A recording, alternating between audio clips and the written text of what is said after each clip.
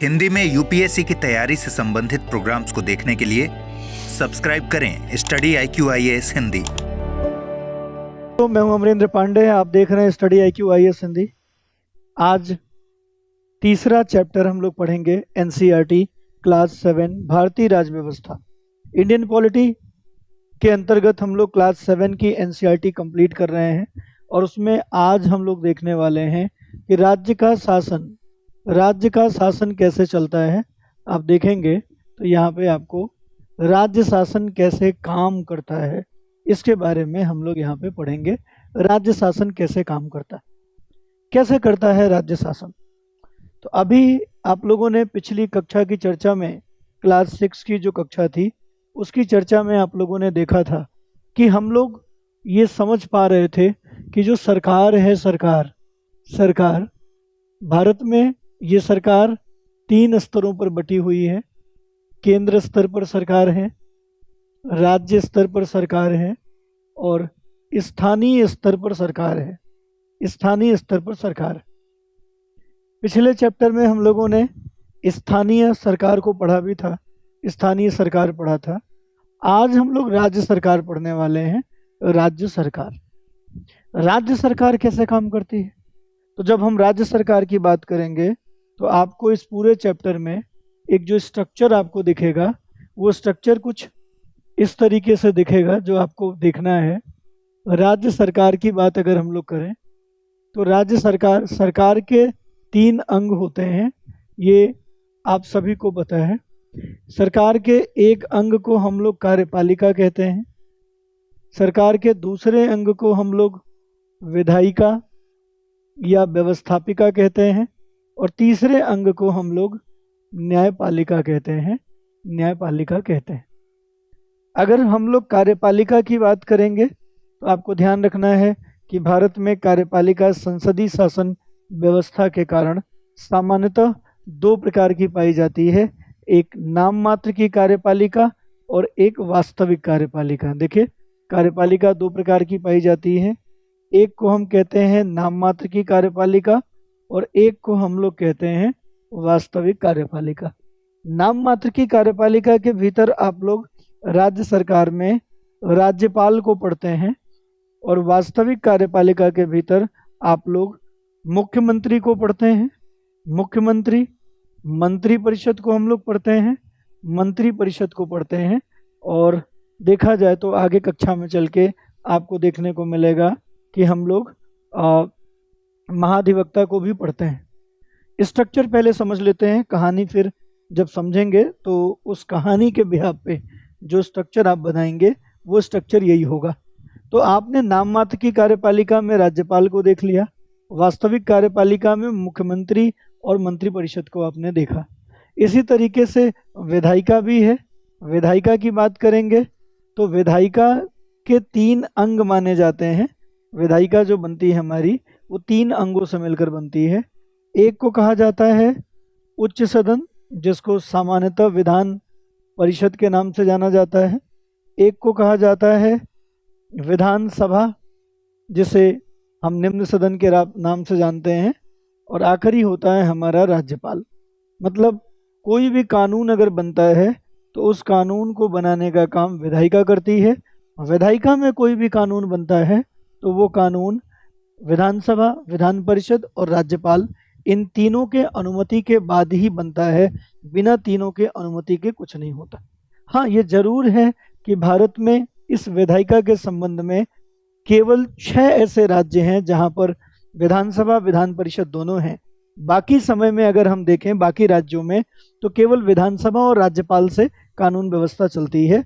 तो सदन के रूप में अगर हम देखें तो राज्य विधायिका में हम लोगों ने द्विसदनी और एक सदनी विधायिका का प्रावधान स्वीकार कर रखा है। और न्यायपालिका की बात करेंगे तो राज्य का जो उच्च न्यायालय है उसे हम लोग न्यायपालिका के रूप में देख सकते हैं। तो कार्यपालिका का काम होता है चीज़ों को चलाना, संचालित करना। विधायिका का काम होता है कानून बनाना और न्यायपालिका का काम होता है कि कानून ठीक ढंग से काम करें और कार्यपालिका भी ठीक ढंग से काम करे, ये जांच करना और अगर ऐसा नहीं होता है तो उसे स्थापित करना, उल्लंघन करने वाले को दंड देने का काम न्यायपालिका का होता है। तो राज्य का जो शासन है वो कैसे काम करता है, अब इन्हीं अंगों के जो लोग हैं वो राज्य के पूरे शासन को संचालित करते हैं, राज्य के पूरे शासन को चलाते हैं। आइए देखते हैं कि लिखा क्या है, राज्य शासन कैसे करता है। यहाँ पर लिखा है, तो पिछले वर्ष हमने ये चर्चा की थी कि शासन 3 स्तरों पे काम करता है, स्थानीय, राज्य और केंद्र। आप देखेंगे तो लोकतंत्र में राज्य का शासन किस तरह किया जाता है, विधानसभा के सदस्यों और मंत्रियों की क्या भूमिका होती है, ये सारे नाम आपने पढ़ लिए।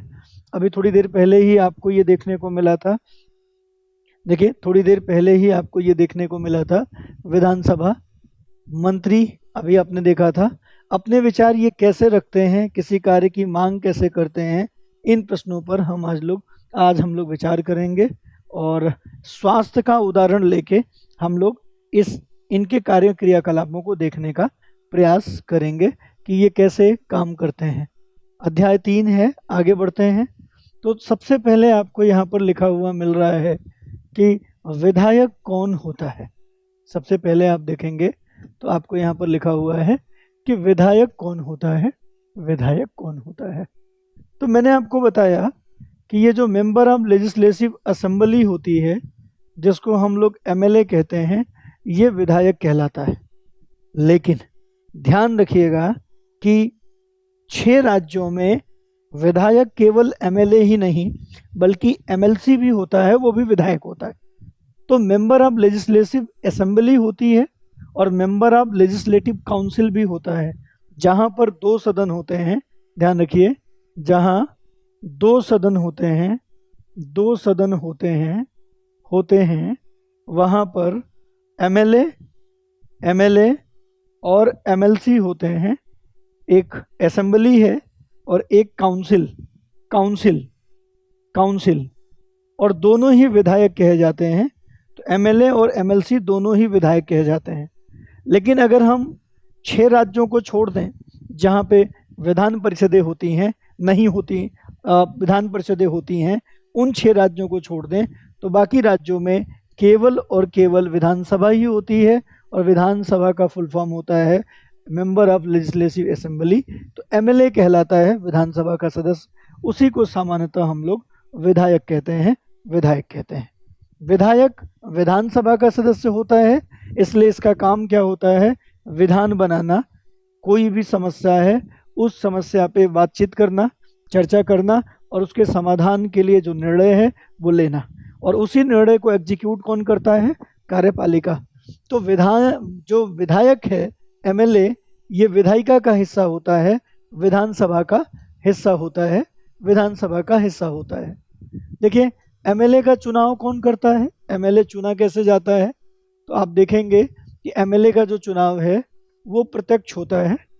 एमएलए का जो चुनाव है, निर्वाचन, प्रत्यक्ष रूप से जो एमएलए का निर्वाचन है वो प्रत्यक्ष रूप से होता है और सार्वभौम वयस्क मताधिकार पर होता है। सार्वभौम वयस्क मताधिकार के द्वारा होता है, मतलब 18 वर्ष की आयु पूरी कर चुका कोई भी व्यक्ति इनको वोट देता है। विधायक बनने की जो आयु होती है, कोई विधायक बनने की आयु जो होती है वो 25 वर्ष होती है और उसे भारत का नागरिक होना होगा, तो वो उम्मीदवार बन सकता है, विधायक बन सकता है, विधानसभा के लिए निर्वाचित हो सकता है। ऐसा आप देखते हैं। एमएलए का चुनाव जनता द्वारा किया जाता है, फिर वो लेजिस्लेटिव असेंबली यानी विधानसभा का सदस्य बन जाते हैं और सरकार बनाते हैं। ये जो विधायक हैं, ये विधायक किसी एक दल का बहुमत जिसके पास होता है वो सरकार बनाता है। मतलब विधानसभा में मान लो 100 सीटें हैं, तो एक कोई दल जो उस विधानसभा में 51 सीटें जीत कर आएगा उसकी सरकार बनती है। ठीक है, तो ये विधायक ही सरकार बनाते हैं। हम कह सकते हैं विधायक जनता का प्रतिनिधित्व करते हैं। नीचे दिए गए उदाहरण से और अधिक होगा। भारत के हर राज्य में विधानसभा है और हर राज्य के कई निर्वाचन क्षेत्रों में बटा हुआ है। जैसे कोई राज्य है तो राज्य कई निर्वाचन क्षेत्रों में बटा हुआ है। जैसे उत्तर प्रदेश है तो 402 निर्वाचन क्षेत्रों में बटा हुआ है, मतलब विधानसभा की कुल संख्या 402 है। अब अगर किसी को यहाँ पर सरकार बनानी है तो उस राजनीतिक दल को या उस गठबंधन को आधे से अधिक सीटें चाहिए। मतलब 402 की बात करें तो 202 सीटें जिसके पास होंगी वही उत्तर प्रदेश में सरकार बना पाएगा, वही राजनीतिक दल। उदाहरण के लिए यहाँ दिए गए मानचित्र में दर्शाया गया है कि हिमाचल प्रदेश में 68 निर्वाचन क्षेत्रों में बटा है। हर निर्वाचन क्षेत्र से जनता एक प्रतिनिधि चुनती है जो विधानसभा के सदस्य यानी विधायक बन जाता है। आपने ध्यान दिया होगा कि चुनाव में लोग अलग अलग पार्टियों के नाम पे खड़े होते हैं, इसलिए ये विधायक अलग अलग राजनीतिक दलों के होते हैं। जो लोग विधायक होते हैं वही मंत्री बनते हैं, उन्हीं में से मुख्यमंत्री होते हैं। जिस राजनीतिक दल का विधायक आधे से अधिक निर्वाचन क्षेत्रों में जीत जाते हैं, राज्य में उस दल बहुमत में माना जाता है और बहुमत प्राप्त करने वाले राजनीतिक दल को सत्ता पक्ष और अन्य विरोधी दलों को विरोधी पक्ष कहा जाता है। उदाहरण के लिए हिमाचल प्रदेश की विधानसभा में 68 निर्वाचन क्षेत्र हैं और इस 68 निर्वाचन क्षेत्र में अगर आप देखेंगे, ये देखिए ये 68 निर्वाचन क्षेत्र हैं और इस 68 निर्वाचन क्षेत्र में आधी सीटें होनी चाहिए। किसके पास? आधी सीटें होनी चाहिए एक राजनीतिक दल के पास। अब देख सकते हैं विभिन्न राजनीतिक दलों के उम्मीदवारों ने 2003 में विधानसभा का चुनाव जीता। वे विधायक बन गए। कितने लोग? 68 लोग विधायक बने। विधानसभा में कुल विधायकों की संख्या 68 थी, तो इसलिए बहुमत प्राप्त करने के लिए 34 की संख्या चाहिए थी। 34 से अधिक विधायक जिस भी राजनीतिक दल के होंगे उनकी सरकार बन जाएगी। यहाँ पर देखा गया कि भारतीय राष्ट्रीय कांग्रेस के लिए 43 विधायक चुनकर आए, इसलिए उन्हें बहुमत मिल गया और वे सत्ताधारी दल के सदस्य बन गए। अन्य सब जो विधायक थे वो विरोधी दल के सदस्य बन गए। इस उदाहरण से भारतीय जनता पार्टी मुख्य विरोधी दल बन गई, क्योंकि सबसे ज़्यादा जो कांग्रेस के बाद सबसे ज़्यादा जो विधायक थे वो भारतीय जनता पार्टी के थे, तो वो मुख्य विपक्षी दल बन गए। विरोधी पक्ष में अन्य पार्टियां भी थी और कुछ निर्दलीय उम्मीदवार भी थे जो चुनाव जीत कर आए थे बिना किसी पार्टी के टिकट पे। बिना किसी पार्टी के टिकट पे जो चुनाव जीत कर आए थे उन्हें निर्दलीय उम्मीदवार कहते हैं। उन्हें हम निर्दलीय उम्मीदवार कहते हैं। अब देखिए, चुनाव के बाद सत्ताधारी दल के विधायक अपने नेता का चुनाव करते हैं। जब चुनाव हो जाता है तो जिसके पास ज़्यादा बहुमत होता है वो अपना एक नेता चुनता है। चुनाव के बाद अपना एक नेता चुनते हैं और उस नेता को जो संबंधित राज्य का राज्यपाल है वो मुख्यमंत्री के रूप में नियुक्ति देता है, मुख्यमंत्री बनाता है। इसी उदाहरण से कांग्रेस पार्टी के विधायकों ने वीरभद्र सिंह को अपना नेता चुना और उन्हें मुख्यमंत्री बना दिया गया। इसके बाद मुख्यमंत्री जो है वो मंत्रियों का चयन करता है और मंत्रियों में किसे कौन सा पद दिया जाए और किसे मंत्री नियुक्त किया जाए, इसके लिए वो राज्यपाल से कहता है। चुनाव के बाद राज्य का राज्यपाल मुख्यमंत्री और अन्य मंत्रियों को नियुक्त करता है। तो मुख्यमंत्री राज्यपाल उसे नियुक्त करता है जो सत्ताधारी, जो बहुमत प्राप्त दल का नेता होता है। फिर मुख्यमंत्री के परामर्श पे अन्य मंत्रियों की नियुक्ति राज्यपाल करता है। मुख्यमंत्री अन्य मंत्रियों का ये दायित्व होता है कि वे शासन के विभिन्न विभागों, मंत्रालयों को चलाएं। उनके अलग अलग कार्यालय होते हैं। विधानसभा एक ऐसा स्थान होता है जहां सभी विधायक, वो चाहे सत्ताधारी दल का हो या विपक्ष का हो, वहां पर आता है, एक साथ बैठता है। विभिन्न विषयों पर यहाँ चर्चा होती है, विधानसभा में चर्चा होती है और इस तरह कुछ विधायकों को दोहरी जिम्मेदारी होती है, जैसे एक विधायक के रूप में और दूसरी मंत्री के रूप में। कुछ विधायक हैं जो मंत्री बनाए जाते हैं। मंत्री परिषद की जो संख्या होती है, अर्थात कुल मंत्रियों की संख्या को मंत्री परिषद हम कह सकते हैं। मंत्री परिषद की जो संख्या होती है, वो विधानसभा का 15% होगा। विधानसभा का 15% होता है। मतलब जो विधायक हैं उन विधायकों में से 15% ऐसे विधायक होंगे जो मंत्री भी होंगे, तो उनके पास दोहरी जिम्मेदारी हो जाती है। वो विधायक के रूप में विधायिका के रूप में काम करते हैं। विधायक के रूप में वो विधायिका होते हैं और मंत्री के रूप में वो कार्यपालिका होते हैं। आपने अभी देखा था कि कार्यपालिका में मंत्री मुख्यमंत्री होता है और विधायिका में विधायक होते हैं, एमएलए होते हैं। तो जब वो एमएलए के रूप में चर्चा कर रहे होते हैं तो विधायिका का हिस्सा होते हैं, और जब फील्ड में मंत्री के रूप में अपना विभाग संभाल रहे होते हैं तो कार्यपालिका का हिस्सा होते हैं। इस तरीके से आगे काम होता है। अब विधानसभा की एक बहस है, इस बहस के माध्यम से आप ज़्यादा समझ पाएंगे कि विधानसभा में काम कैसे होता है। इसको बताने से पहले मैं आप लोगों को सूचित करना चाहूँगा एक महत्वपूर्ण सूचना के साथ। वैकल्पिक विषय अगर आप 2025 के लिए तैयार करना चाहते हैं तो अब आप देरी हो रही है। अभी भी थोड़ा सा समय बचा है आपके पास कि आप ऑप्शनल PSIR के साथ जुड़ पाएं। आप देख सकते हैं यहाँ पे 20 सितंबर लिखा हुआ है, जो कि कल की डेट है।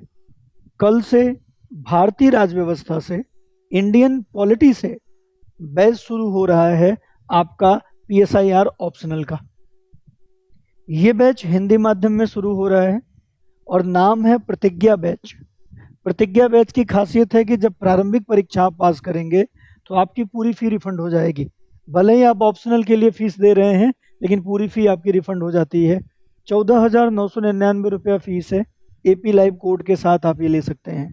बैच 20 सितंबर से दोपहर 1 बजे से शुरू हो रहा है। अगर आप किसी स्टडी IQ के बैच से ऑलरेडी जुड़े हुए हैं तब पर भी आप ये बैच ले सकते हैं।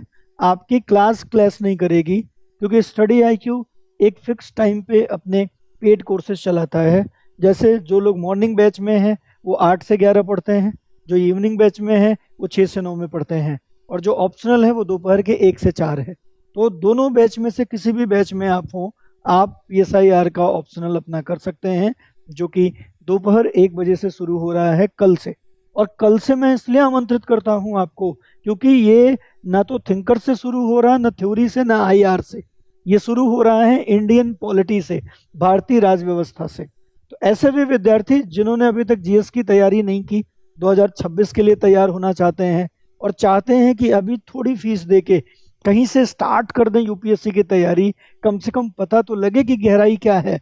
तो ऐसे भी विद्यार्थी जो अभी GS नहीं तैयार किए हैं और वो अपनी तैयारी शुरू करना चाहते हैं, तो मैं उनको भी आमंत्रित करता हूं कि वो GS की बजाय ऑप्शनल के साथ जुड़ें और यहाँ से पॉलिटी पढ़ें। फिर उनको GS की पॉलिटी बड़ी छोटी सी दिखाई देने लगेगी, GS का IR बड़ा छोटा दिखाई देने लगेगा। तो एक माइंडसेट भी उनके पास होगा कि वो चीज़ों को पकड़ में रख सकते हैं। इसलिए आपको स्टडी IQ के ऐप पे जाइए, स्टडी IQ की वेबसाइट पे जाइए, AP लाइव कोड के माध्यम से बैच से जुड़िए। कल दोपहर में 1 बजे से भारतीय राजव्यवस्था से ये बैच शुरू हो रहा है। तो मुझे उम्मीद है कि आप बड़ी संख्या में इस बैच के साथ जुड़ेंगे। हिंदी माध्यम में अगर एक बेहतर नंबर आप चाहते हैं तो मैं आपको PSIR की ओर जरूर आमंत्रित करूंगा कि PSIR से जुड़िए। आइए फिर से अपनी क्लास पे चलते हैं। और अभी जो आप पढ़ रहे हैं आपके PSIR का हिस्सा है। और NCERT में तो जब आप आगे बढ़ेंगे क्लास 9 में, 10 में, 11 में, 12 में, तो आपको और भी ज़्यादा मज़ा आएगा। आपको लगेगा कि आप पूरा अपना सिलेबस ही पढ़ रहे हैं। देखिए, मुख्यमंत्री का दायित्व है कि वो विभिन्न विभागों और मंत्रालयों को चलाए। उनके अलग अलग कार्यालय होते हैं। विधानसभा एक ऐसा स्थान होता है जहां सभी विधायक, वो कोई भी हो, विरोधी दल के हों, उनकी जिम्मेदारी होती है एक विधायक के रूप में और दूसरा मंत्री के रूप में। यह भी आपने देखा था।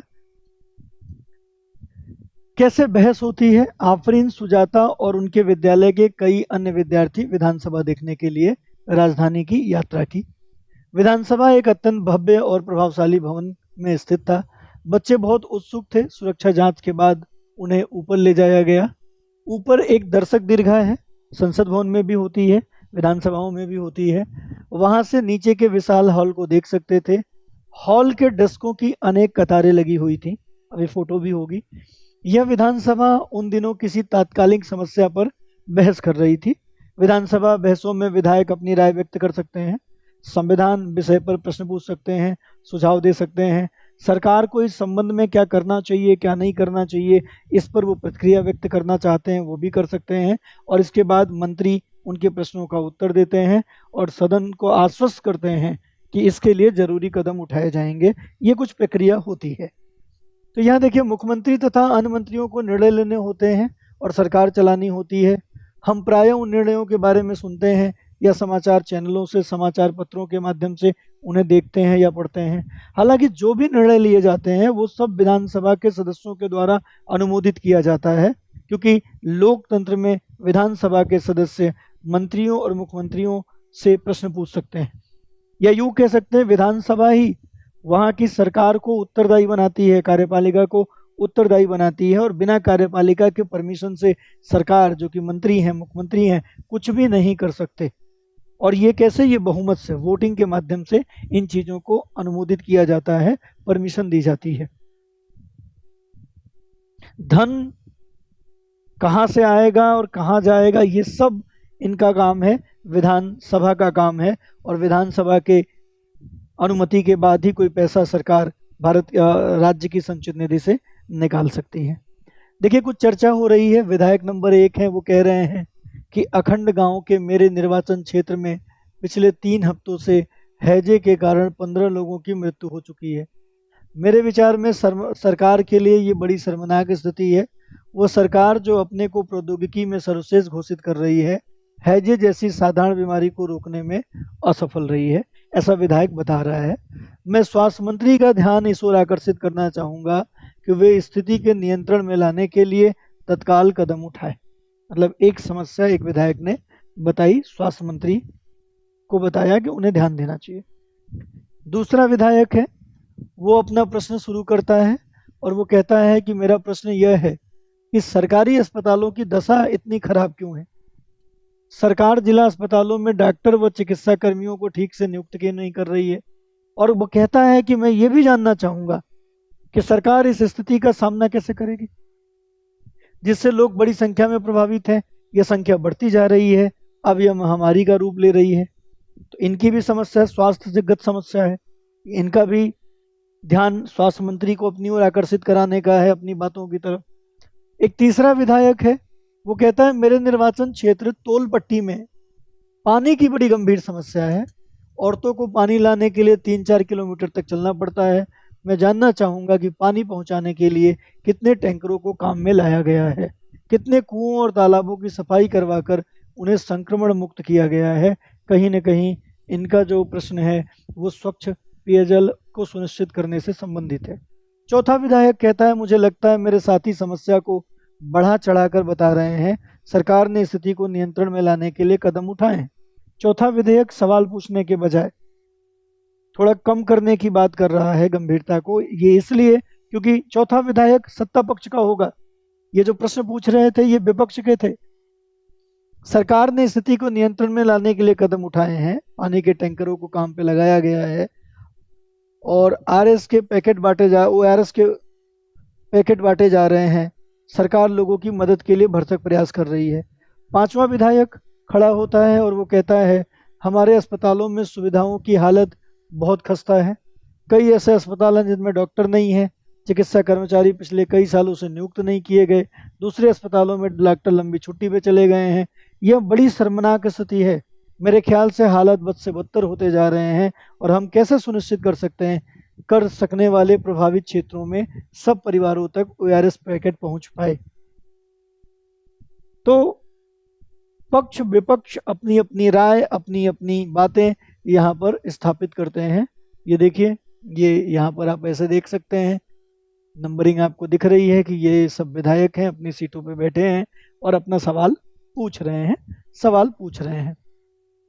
जो विधायक सोचते थे कि सरकार की स्थिति को गंभीरता से नहीं ले रही है, वो मुख्य रूप से क्या तर्क दे रहे थे? तो आपने देखा कि वो मुख्य रूप से खस्ता हाल और सरकार गंभीरता से नहीं ले रही, उसके लिए तर्क उन्होंने दिया। यदि आप स्वास्थ्य मंत्री होते तो क्या करते? आपके विचार से क्या उपयुक्त बहस कुछ अर्थों में उपयोगी रहेगी? कैसे? व्याख्या कीजिए सरकार की कार्यप्रणाली में एक सामान्य विधायक और उस विधायक में जो मंत्री भी है, क्या अंतर है? ये आपको चर्चा करनी होगी और ये चर्चा कर सकते हैं। मंत्री कार्यपालिका विधायिका दोनों का हिस्सा है, जो कि केवल विधायक है वो केवल विधायिका का हिस्सा है। उक्त भागों में अपने विधानसभा में चल रही एक बहस के बारे में पढ़ा। सदस्य सरकार द्वारा की गई न की गई कार्रवाई पर बहस कर रहे थे। ऐसा इसलिए क्योंकि विधायक सामूहिक रूप से सरकार के काम के लिए उत्तरदायी होते हैं।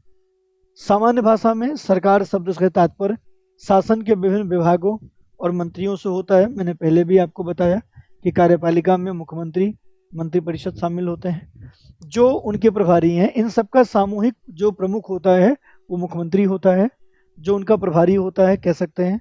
सही तरीके से कहें तो सरकार का कार्यकारी हिस्सा ही कहलाता है सरकार। कार्यकारी हिस्से को ही सामान्यतः सरकार कहते हैं, यानी कार्यपालिका ही सरकार।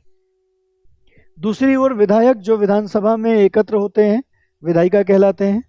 विधायिका के रूप में सरकार के कार्यकारी हिस्से को काम करने का अधिकार देते हैं और फिर उनके काम की जांच भी करते हैं। ये जो विधायक होते हैं ये सरकार को, कार्यपालिका को काम करने का अधिकार देते हैं और फिर उस काम की जांच करते हैं। और अगर सरकार ठीक से काम नहीं कर रही है तो ऐसे में अविश्वास प्रस्ताव पास करके सरकार को हटा भी सकते हैं, दोबारा से चुनाव की स्थिति आ सकती है, ऐसा भी कर सकते हैं। देखिए, जैसा कि आपने पाठ के प्रारंभ में देखा, कार्यपालिका का प्रमुख मुख्यमंत्री बनाया जाता है, मुख्यमंत्री को कार्यपालिका का प्रमुख हम लोग कहते हैं, वो देखा आपने। शासन की कार्यप्रणाली, केवल विधानसभा में ही सरकार के काम के बारे में टीका टिप्पणी नहीं होती। ध्यान रखिए, टीका टिप्पणी आम लोग भी करते हैं, अखबारों के द्वारा, टीवी चैनलों के द्वारा, अन्य संगठनों सरकार के बारे में बात करते देखते हैं। लोकतंत्र में अनेक माध्यम से लोग अपने विचार व्यक्त करते हैं, कार्यवाही करते हैं और इस तरह एक तरीका हमें देखने को मिलता है जहां सरकार के क्रियाकलापों की निष्पक्ष जांच भी हमें देखने को मिलती है। विधानसभा में अगर हम चर्चा की बात करें तो विधानसभा में चर्चा के थोड़े समय बाद ही स्वास्थ्य मंत्री की प्रेस वार्ता की गई। इसमें विभिन्न समाचार पत्रों के प्रतिनिधि काफी संख्या में थे, मंत्री और कुछ शासकीय अधिकारी भी थे। मंत्री ने सरकार द्वारा उठाए गए कदमों के बारे में बताया और इस प्रेस वार्ता में अखबारों के संवाददाताओं ने अनेक प्रश्न पूछे। इन चर्चाओं की रिपोर्ट विभिन्न समाचार पत्रों में प्रकाशित हुई और अगले पृष्ठ पे ऐसी ही एक रिपोर्ट दी गई। अगले सप्ताह मुख्यमंत्री और स्वास्थ्य मंत्री पातालपुरम जिले के दौरे पे गए। उन्होंने परिवारों से भेंट की, जिनके रिश्तेदारों की मृत्यु हुई थी। वे अस्वस्थ लोगों को देखने अस्पताल भी गए। सरकार ने इन परिवारों के लिए मुआवजा राशि की भी घोषणा की और मुख्यमंत्री ने कहा कि उनके परिवारों से समस्या केवल सफाई की ही नहीं वरन पीने के स्वच्छ पानी की कमी भी है। उन्होंने ये कहा कि एक उच्च स्तरीय जांच समिति का गठन किया जाएगा जो सफाई सुविधाओं के लिए जिले की जरूरतों के बारे में विचार करेगी और लोक निर्माण मंत्री को दिशा निर्देश देगी ताकि क्षेत्र में पानी की व्यवस्था ध्यान दिया जा सके। ठीक है, मतलब पानी की व्यवस्था काम करने की जिस मंत्री की जिम्मेदारी है उनको दिशा निर्देश मिलेगा कि आप इसको पूरा कराएं। जैसा कि आपने ऊपर देखा, जो लोग सत्ता में हैं जैसे मुख्यमंत्री, स्वास्थ्य मंत्री, उन्हें समस्याओं पर कार्यवाही करनी होती है और वे ये कार्य विभिन्न विभागों द्वारा करवाते हैं। जैसे लोक निर्माण विभाग है, कृषि विभाग है, स्वास्थ्य विभाग है, शिक्षा विभाग है आदि। और इस शिक्षा विभाग के जो भी प्रमुख होते हैं उन्हें हम लोग मंत्री के रूप में जानते हैं। तो लोक निर्माण मंत्री, कृषि मंत्री, स्वास्थ्य मंत्री, शिक्षा मंत्री। उन्हें विधानसभा में उठाए गए प्रश्नों का उत्तर भी देना होता है और प्रश्न करने वाले लोगों को आश्वस्त भी करना होता है कि हम आपके द्वारा उठाए गए प्रश्नों पर हम काम करेंगे और इसकी जानकारी आपको मिलती रहेगी। जैसे प्रेस वार्ता आयोजित की गई थी, तो सरकार जब काम करती है तो प्रेस के माध्यम से, मीडिया के माध्यम से फिर बताती भी है कि ये काम हमने किया। सरकार सफाई स्वास्थ्य सेवाओं के लिए नए कानून बनाने का भी निर्णय ले सकती है। उदाहरण के लिए वह कानून बनाकर हर नगर निगम के लिए अनिवार्य कर सकती है कि शहरी क्षेत्रों, देखिए अनिवार्य कर सकती है कि शहरी क्षेत्रों में पर्याप्त शौचालय की व्यवस्था हो। यह भी सुनिश्चित किया जा सकता है कि हर ग्राम में एक स्वास्थ्य कर्मी की नियुक्ति हो। किसी विषय पर कानून बनाकर प्रत्येक राज्य की विधानसभा द्वारा ये तय किया जा सकता है। इसके पश्चात विभिन्न शासकीय विभाग इन कानूनों का क्रियान्वयन करते हैं। पूरे देश के लिए कानून संसद में बनाए जाते हैं और संसद के बारे में आप अगले साल की क्लास में पढ़ेंगे। पूरे देश के लिए कानून संसद बनाती है, उस राज्य के लिए कानून वो राज्य विधानसभा बनाती है। अब आप कहोगे सर दोनों अलग अलग कानून बनाती है, तो इसको भी आप आगे पढ़ेंगे कि कैसे राज्य सरकारों के अपने विषय हैं जिस पे कानून बना सकती है और केंद्र सरकार के अपने विषय हैं। तो केंद्र सरकार के पास 100 विषय हैं जिन पर पूरे देश के लिए कानून बनाता है और वो कानून पूरे देश पे लागू होता है, प्रत्येक राज्य इंक्लूडेड, प्रत्येक राज्य पे। लेकिन राज्य सरकार जो कानून बनाती है इनके अपने विषय हैं, 61 विषय हैं। उन 61 विषय पे राज्य सरकार कानून बनाती है और वो केवल उस राज्य के लिए लागू होते हैं। लोकतंत्र में विधायकों के रूप में जनता अपने प्रतिनिधि चुनती है और इस तरह शासन मुख्यतः जनता का ही होता है। फिर भी सत्ता पक्ष सदस्य सरकार बनाते हैं और कुछ सदस्यों को मंत्री बनाया जाता है। ये मंत्री सरकार की विभिन्न विभागों के प्रभारी होते हैं। जैसे जैसे ऊपर दिए गए उदाहरण में स्वास्थ्य विभाग, इन विभागों द्वारा जो भी कार्य किया जाता है उसे विधायिका द्वारा अनुमोदित या स्वीकृत कराया जाता है। बिना विधायिका के स्वीकृति के इस पे लगने वाला एक भी रुपया इन्हें प्राप्त नहीं होता है। तो कुल मिला के कार्यपालिका और विधायिका आपस में जुड़ी है। विधायिका से निकलकर कार्यपालिका बनती है और कार्यपालिका सदा विधायिका के प्रति उत्तरदायी होती है। और ये मंत्री भी तभी तक मंत्री बने रहेंगे जब तक विधानसभा का विश्वास मंत्रियों में है। अगर विधानसभा का विश्वास मंत्रियों में नहीं होगा तो ऐसी दशा में ये मंत्री नहीं रहेंगे। इस बात को आप ध्यान में रखिएगा। पीछे कुछ दिया गया है, जैसे पोस्टर कार्यक्रम चलाया गया, ये जनता है, मंत्री आए हैं, ये अपना विरोध कर रहे हैं और जता रहे हैं कि हमें ये प्रॉब्लम है, ये समस्या है, उस समस्या का समाधान आपके द्वारा कराया जाना चाहिए। वॉलपेपर एक परियोजना चलाई गई थी जिसमें ये मज़ेदार गतिविधि थी। जो भी चीज़ें हैं वो शिक्षिका के द्वारा यहाँ पर लगवाया जा रहा है। ये बच्चे हैं, ये पढ़ने की खास ज़रूरत आपको नहीं है। इसके बाद हम लोग अगली जो क्लास करेंगे उसमें हम लोग लड़के और लड़कियों के रूप में बड़ा होना और इसमें समानता और असमानता, विभेद किस रूप में दिखाई देता है, उस पर हम लोग चर्चा करेंगे। मैं एक बार फिर से आपको सूचना दे दूं, क्योंकि महत्वपूर्ण सूचना है कि आप ऑप्शनल सब्जेक्ट अगर अभी तक नहीं आपने डिसाइड किया है तो आप मेरे साथ हिंदी माध्यम में राजनीति विज्ञान एवं अंतर्राष्ट्रीय संबंध, जो कि वैकल्पिक विषय के रूप में उपलब्ध है, आप इससे जुड़ सकते हैं। और प्रतिज्ञा बैच है तो पीटी पास करते ही आप जो है पूरी फीस आपकी वापस हो जाएगी। और साथ ही साथ इस बैच से आप जुड़ेंगे तो 2025 के लिए मुझे लगता है कि एक और बैच शुरू होगा, उसके बाद फिर 25 के लिए PSIR नहीं शुरू होगा, 26 के लिए। और आपका टारगेट अगर 2025 है तो आपको जुड़ जाना चाहिए। आप चाहें तो दिसंबर तक ही अपना ये कोर्स पूरा कर सकते हैं रिकॉर्डेड प्लस लाइव देख के। और अगर आप 2026 के लिए तैयार हो रहे हैं तो कोई दिक्कत नहीं है, इस बैच के साथ जुड़िए। आराम से मार्च तक आपका कोर्स खत्म हो जाएगा, फिर आप केवल टेस्ट सीरीज में जुड़े रहेंगे और रिकॉर्डेड सेशन देख के आप रिवीजन कर पाएंगे और अपना तैयारी 2026 को फोकस कर पाएंगे, प्रारंभिक परीक्षा और मुख्य परीक्षा। तो आपको मैं आमंत्रित करता हूं कि आप जुड़िए। अधिक जानकारी के लिए आप मुझे टेलीग्राम जो डिस्क्रिप्शन बॉक्स में है उससे जुड़ सकते हैं, अमरेंद्र पांडे नोट्स। आप इंस्टा पे फॉलो कर सकते हैं मुझे, और आप amrendra.pandey@studiiq.com पे आप मुझे मेल भी कर सकते हैं। तो मैं उम्मीद करूंगा कि आप ये जानकारी अपने दोस्तों मित्रों तक भी पहुंचा देंगे, क्लास को शेयर कर देंगे अपने टेलीग्राम चैनल पे, अपने टेलीग्राम ग्रुप में, और साथ ही साथ लोगों को आमंत्रित करेंगे कि हिंदी माध्यम में इस बार अगर बहुत बेहतर परिणाम देना है PSIR के साथ आप आ सकते हैं, जुड़ सकते हैं। बहुत मजबूत उत्तर लेखन होगा। अभी आज ही मैंने उत्तर चेक किया, लगभग 26-27 आंसर, लाइव आंसर चेकिंग होती है। फिर बहुत सारे लोग जो आंसर लिखने का सोच भी नहीं पा रहे थे, आज उनकी बड़ी अच्छी स्थिति हो गई है। तो आप जुड़ सकते हैं। नया बैच 20 सितंबर से दोपहर 1 बजे से प्रारंभ हो रहा है, भारतीय राज्य व्यवस्था से। ये सरल सब्जेक्ट होता है और यहाँ से शुरू करेंगे तो मज़ा भी आएगा वैकल्पिक विषय पढ़ने में, और उत्तर लेखन में आपका हाथ खुल जाएगा। तो ज़रूर जुड़ें। जो लोग नए हैं क्लास पे वो चैनल को सब्सक्राइब कर दें, जो रेगुलर क्लास देखते हैं वो क्लास को लाइक कर दें, अपने दोस्तों मित्रों तक भी ये क्लास पहुंचाएं। धन्यवाद। जय हिंद। हिंदी में UPSC की तैयारी से संबंधित प्रोग्राम्स को देखने के लिए सब्सक्राइब करें स्टडी IQ IAS हिंदी।